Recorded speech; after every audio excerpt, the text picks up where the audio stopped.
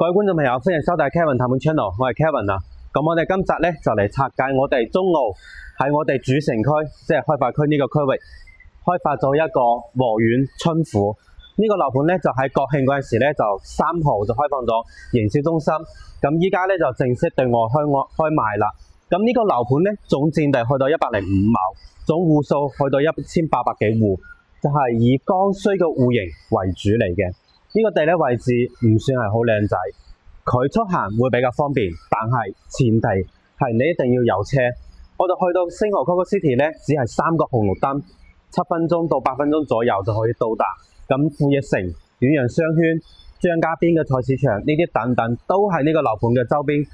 前提一定係要有車。呢個樓盤咧就比較細啲，咁我哋現時嘅銷售中心咧就係我哋 A 區呢個位置，都係 Kevin 依家所企嘅位置。依家開售嘅賣緊嘅咧就係我哋嘅2座，咁就係以剛需嘅戶型88方到108方為主嘅，即係3房到4房，2梯6房，係比較高嘅嚇，總高去到30幾層嘅。咁我哋嘅周邊呢邊兩邊咧就係我哋嘅一個汽車街，同時咧仲係一啲4S嘅銷售店，同埋我哋嘅一個，例如話咧我哋嘅吉利啦、比亞迪啦、豐田啦，同埋我哋嘅奔馳呢啲等等嘅一個銷售網點，都係呢個樓盤嘅周邊。咁仲有就係我哋呢個位置，就係我哋中三嘅一個大嶺車管所，即係所涉及到所有車輛嘅一個變更啊，同埋過戶啊呢啲等等，全部喺呢度辦理一個手續㗎嚇，包括你嘅駕駛證嘅一個更新啦，以及我哋嘅香港街坊如果想喺中山呢邊想要開車嘅話，都要喺呢邊報備登記翻㗎啦嚇。咁呢個樓盤嘅話咧，就周邊嘅環境就係咁㗎啦。佢同時自己配有一個幼稚園啦嚇。呢一座喺我哋嘅26年12月份收樓，大裝修10500到12000之間呢個價格啊。咁就 Kevin 拍翻呢條片俾大家拆解翻。咁呢個就係我哋嘅一個開頭。咁現時咧，佢跟住我嘅鏡頭行翻下佢嘅園林打造。中澳咧，佢就喺我哋中山呢邊就已經開發咗有20幾年嘅一個資質啦，咁開發咗都有好多個樓盤㗎啦。例如話我哋依家賣得比較火爆嘅坦洲片區嘅一個中澳嘅一個春城啦，中澳濱河灣啦呢啲等等嘅嚇，呢啲都係中澳開發嘅。物業管理費3蚊，都係中澳自己嘅一個物業。咁佢嘅小區打造咧都算係比較骨子，但係戶型方面咧就偏剛需少少，就冇太多其他揀嘅。呢個價格大裝修係有啲偏貴嘅，市場上今時今日嘅一個價格競爭力度非常之大。呢個樓盤嘅競爭樓盤有邊啲呢？例如話我哋嘅博愛路上邊嘅澳豐天譽啦，同埋我哋嘅一個紅隧一品啦，以及我哋嘅最豪園啦，呢啲仲有我哋嘅德寶怡高呢幾個樓盤都係屬於佢嘅一個競品嚟嘅。所以如果係呢個價格，我覺得佢入市嘅話咧，非常之有挑戰性。咁呢個樓盤依家入市首期3萬蚊就可以即時上車㗎啦。咁我哋依家就上去示範單位拆解翻俾大家睇睇。各位觀眾朋友，咁 Kevin 依家咧就上到咗我哋嘅一個和苑嘅春府嘅一個2樓嘅銷售中心嘅一個樣品間嘅一個位置啦嚇。咁睇到啦，呢度係有2部 lift 嘅，總共係2梯6房嘅。咁我哋呢邊有2房，呢邊有我依家嘅正前方係有1房，呢邊過嚟咧仲有3房嘅。面積段涵蓋嘅咧就係88方同108方嘅。咁我哋首先睇到嘅呢邊咧就係我哋108方嘅一個4房2廳2衛嘅一個示範單位啦。咁我哋可以入嚟睇睇。入門呢個位置比較長啲，你可以放啲鞋櫃，但係過到嚟呢度就有一個斜斜地咁樣一個角，就唔知香港朋友介唔介意咧？如果喺廣東人嘅角度嚟講咧，呢個位置係有啲歪門斜道咁樣一個講法嚟㗎啦嚇。咁呢個睇到嘅咧就係佢嘅裝修嘅交付嘅一個標準門嘅質地實木嘅同埋我哋嘅智能鎖呢啲密碼門卡呢啲等等嘅。咁入到嚟呢個位置可以利用翻做翻一啲飄台，同埋呢度可以做一個鞋櫃呢排可以訂咗一個鞋櫃。入門嘅右手邊呢度係有一間細細地嘅一個房，大概4個方左右4個方左右，同埋個嘅飄窗利用起嚟做個卡單尾過去可以利用翻。咁佢呢個戶型咧就係我哋嘅南北通透嘅得翻一個單陽台，佢唔係做到雙陽台咁樣一個設計。咁我哋主陽台呢邊咧就係東南向嘅一個朝向嚟㗎啦嚇。過到嚟呢邊就我哋嘅廚房位，廚房位嘅話咧，用材用料 Kevin 依家現時睇到嘅真係唔係好靚仔。嗱，我哋睇下呢個門係搖搖擺擺嘅，所以佢相對於我哋澳門天悅嚟講咧，就係爭好多。同樣嘅價錢，澳門天悅10,000幾百、11,000可以上車，呢度都係咁樣樣嘅價格。但係相對於嚟講，澳門天悅嘅周邊嘅環境同埋裝修嘅質地、用材用料方面咧，就比呢個樓盤要靚仔好多嘅嚇。咁現時睇到咧，我哋呢度係港華嘅一個燃氣爐啦，同埋我哋抽油煙機，以及我哋嘅一個消毒櫃，呢啲都係我哋交付嘅一個標準嚟嘅。OK， 咁我哋可以過嚟呢邊。嗱，望一望我哋陽台呢邊嘅景觀，東南咁樣一個朝向，咁對到去嗰邊咧，嗱，我哋可以睇到我哋嗰個位置啦，就係我哋嘅大嶺嘅車管所嘅一個位置，就係我哋依家指嘅嗰邊，嗰個位置嚇，觀眾朋友，就呢個位置啦。咁就係周邊嘅環境咧，就會比較嘈雜啲，粉塵噪音問題會好大嘅嚇。咁呢個陽台嚟講咧，就比較闊落啲，大概去到7米左右，6米幾，仲未到7米。呢度可以放個洗衣機仲有我哋呢邊過嚟呢個闊度，去到我哋3.8米左右咁樣一個闊度嘅客廳部分。OK， 咁我哋就過嚟房間呢邊，門口有一間房。呢間房咧大概係7個方左右，連接住我哋嘅主人房，唔係連住我哋嘅主人台，唔好意思，主人台嗰個位置。OK， 咁呢個咧就我哋嘅洗手間，洗手間就3段式嘅，同時咧呢邊仲有一個採光，咁樣都仲好啲。對於你嘅採光通風嚟講，會因為洗手間會濕氣比較大啲嘅嚇，咁水蒸氣會大啲，咁有一個通風會好好多。然之後我哋嘅現場睇到嘅有一講一，裝修材料唔係好好，但戶型方面我覺得係 OK 冇問題嘅。即係佢嘅呢間房又係大概5-6個方左右咁樣一個尺度。中澳做戶型係可以嘅，只不過咧佢可能追求嘅係銀紙，所以佢做到2梯6房，所以咧你嘅門口嗰啲位置咧相對嚟講就比較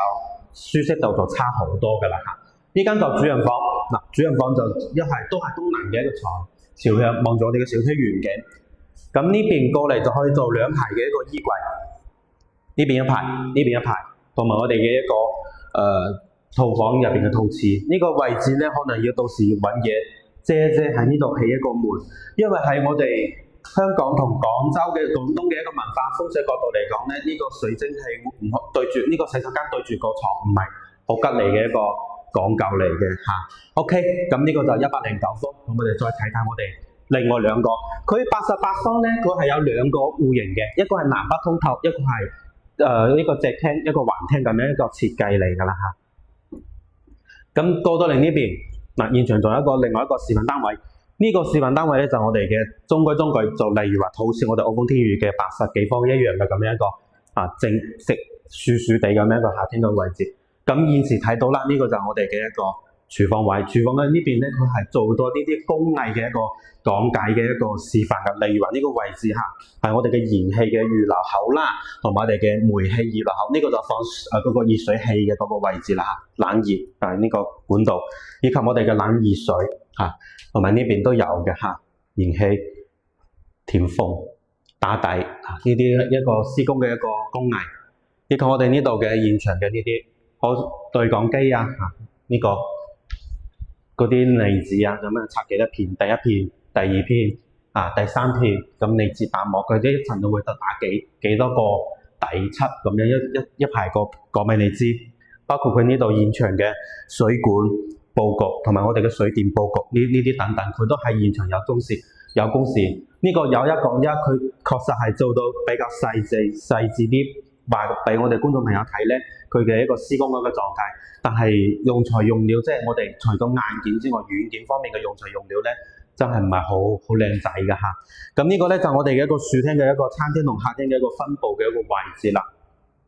咁呢度嘅主人台同埋我哋呢2間房係連接埋一齊嘅。我哋可以拉出嚟俾大家睇睇呢個位置。佢陽台咧去到大概就1.2米，1.2米，咁闊度咧就有去到4.幾米，闊度4.幾米。呢個朝向都係東南向好啦，咁我哋房間入邊睇睇。嗱呢邊咧就有我哋嘅一間房公廁。嗱呢個公廁啦，又有一個如果香港朋友就對於一啲施工嘅狀態唔係好了解嘅話咧，現場都有呢啲展示俾大家睇翻，佢大裝修係點樣整嘅嚇。同埋呢間房，呢間房就非常之細啦，呢間房大概3個方左右，四個方都唔到。咁呢度就我哋嘅一間套房啦。呢間套房嘅一個洗手間嘅位置分佈比都仲算 OK 唔錯嘅嚇。入到嚟呢個位置咧，咁到時呢個位可以訂做一排嘅咁樣一個衣櫃。咁如果係揾 Kevin 買樓咧，我哋可以幫你跟進翻呢啲施工嘅一個狀態。OK， 嚟到呢度嘅話咧 ，Kevin 就打翻個廣告。如果想睇呢個樓盤或者想了解中山其他嗰個樓盤嘅話咧，記得 call Kevin。Kevin 咧係會免費專車指數以及樓盤嘅優缺點分析拆解話俾你知。第二點咧就係你嘅認購結匯、按揭、網簽等等嘅手續 ，Kevin 都係專人跟進翻你嘅。第三點，如果你嘅收樓、現樓以及你嘅裝修同埋啲訂造呢啲等等水電、煤氣。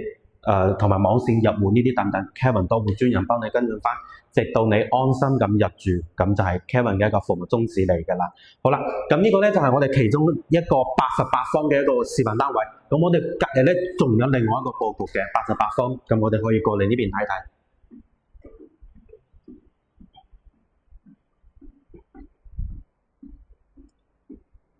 呢個咧就係我哋另外一種88方嘅一個示範單位，佢就係一個豎橫廳嚟嘅，就係通透型嘅。嗱，都係有個地端，入到嚟呢個位置，又係轉過去，就係咁樣就係一個彎面斜度，咁樣就係都係呢個講究，真係好唔理想咁樣嘅一個設計嘅方式。如果佢做到2梯4房，應該我相信係唔錯嘅一個選擇，咁舒適性就會靚仔好多㗎啦嚇。咁呢個就88方，都係3個2廳2廁，咁就係做咗一個橫廳嘅咁樣一個設計。呢邊咧就係我哋嘅一個主陽台。嗱，主陽台咧佢就封咗起嚟，因為出邊咧施緊工，驚有啲泥水啊、石頭啊咁落嚟咁，所以佢依家係封咗起嚟嘅。咁仲有一個問題，可能呢個景觀唔係好理想，所以佢封起嚟俾我哋現場嘅觀眾朋友嚟呢度參觀嗰陣時咧，就忽略咗呢個問題啦嚇。咁呢個陽台咁就睇得到啦，就比較細啲啦，就得一個陽台嘅啦嚇。過到嚟呢邊就我哋嘅餐廳位，餐廳都係細細地，唔算大，但係呢度有個標窗可以利用起嚟，同埋我哋嘅呢度嘅一個廚房。Kevin 手上自己都有套係咁樣嘅物業 ，Kevin 都中意咁樣嘅佈局，但係就係位置可能就唔同㗎啦。咁呢個廚房就88方嚟講，中規中矩啦，唔算特別大，都唔算細，都算 OK 可以用翻下嘅。咁過到嚟呢邊，咁呢個廚房呢個公共洗手間呢，就做到3段式嘅，同埋我哋嘅沖涼啦。我哋嘅一個坐廁方便啦，同埋我哋嘅洗手間係3段全部獨立分開嚟㗎啦啊！咁過到呢邊就係嗱，其中一間房，呢間房有4個方左右嘅嚇。咁呢間房咧就大少少啊，呢間房呢間就係一間主人房嚟嘅，就係一間套房嚟嘅。但係88方嘅套房呢間房唔係好大，唔係好大嗱，睇得到個我哋佈局。如果放鋪1.5米到1.8米嘅床，咁一個衣櫃基本上差唔多就已經到頂啦，都係對住咁樣一個問題啊！廁所對住我哋嘅床啊，呢個係一間套房。咁然之後就過到嚟呢邊，哇！呢間房88方，戶型係 OK 冇問題嘅，尺度咧可能就細多少少啦啊！咁就係咁樣3個戶型，88方嘅豎廳，88方嘅橫廳，109方嘅一個橫廳嘅一個設計啦。嗱，咁呢個樓盤咧就拆解到呢度，咁 OK， 我哋總結翻呢個樓盤嘅一個優缺點啦。咁首先第一個，我哋先講翻佢嘅一個缺點方面啦。第一，佢嘅地理位置，門口嘅一個江寧西路咧係比較嘈雜啲嘅一個主幹線，佢係通往我哋開發區嘅一個工廠嘅大多數嘅貨車必經之路，所以呢個噪音同粉塵問題係非常之唔理想嘅。咁同時咧，佢周邊全部都係車行啦，同埋車管所啦，以及二手車。Kevin 嘅公司都喺附近，如果想睇呢個樓盤，咁你就可以嚟呢度 ，Kevin 會帶你實地咁考察下嚇。同時咧，呢個位置雖然講話周邊嘅菜市場啦、商場啦、醫院啦、公園啦喺周邊，但係你一定係要有車，你先出行方便。佢嘅距離係有車嘅計算距離，雖唔遠。如果係步行嘅距離嘅話咧，係係非常之遠嘅嚇。呢個係第二點，佢嘅一個周邊一個環境係唔係好理想。第三咧，我哋啱啱睇到我哋戶型嘅上邊嘅一個設計啦，門口個位置歪門斜度咁，唔係好好嘅一個風水嘅一個講究。同時嗰個朝向有東南就一定會有西北咁樣一個佈局啦，因為係兩梯六房，舒適性唔係好高。咁仲有咧係佢嘅裝修嘅材料質地用到都唔係好理想。咁另外仲有一個係我哋嘅收樓時間，去到26年10月份。如果香港朋友仔急住住嘅話咧，可能呢個樓盤要 pass 咗佢啦嚇，佢唔係現樓。現樓嘅話可以揀翻我哋嘅澳豐天譽，即買即失樓，買邊層睇邊層。OK， 咁講咗佢嘅缺點，咁我哋講翻佢嘅優點啦。咁優點方面咧，第一佢係中澳開發商，開發商呢個資金實力雄厚，佢係冇問題嘅，唔擔心有爛尾嘅一個風險。咁同時咧，佢係首期3萬蚊就可以上翻呢個擁有呢套物業嘅啦嚇。咁第二咧，佢嘅戶型上面嘅一個佈局，其實講有一講一係都做得算係 OK 唔錯嘅咁樣一個佈局嚟㗎啦嚇，唔會話好似其他戶型嚟講就唔係好理想嘅一個使用狀態、使用率。咁仲有另外一個咧，首期3萬蚊可以上車擁有咁樣一個物業。咁第四點咧，就係你有車嘅情況下出行10分鐘之內可以覆蓋你所有嘅日常嘅吃喝玩樂購一站式嘅一個享受啦。咁仲有係我哋嘅一個開發商嘅一個物業都算係都可以㗎嚇。OK， 咁今集嘅視頻內容就到呢度，拍攝唔容易。如果覺得我嘅 channel 嘅一個頻道嘅影片對於你嘅事業路上係有幫助嘅話咧，麻煩你敲個鐘仔訂閱翻我嘅 channel， 咁就俾翻呢啲動力我哋。咁我哋今集嘅視頻內容就到呢度，下期再見，拜拜。